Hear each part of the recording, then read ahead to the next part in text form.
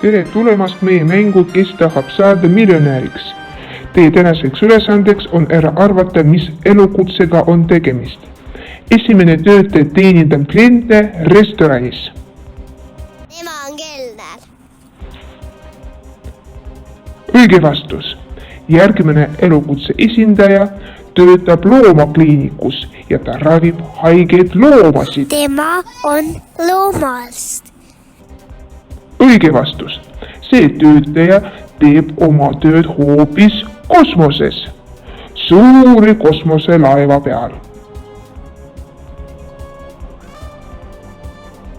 Tema on kosmonaut. Ja see on õige vastus. Järgmine.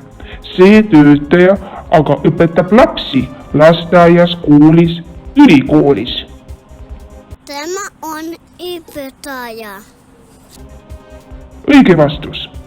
Selle töötaja elukutseks on ehitamine. Ta ehitab eri sorti hoonesid. Tema on ehitaja.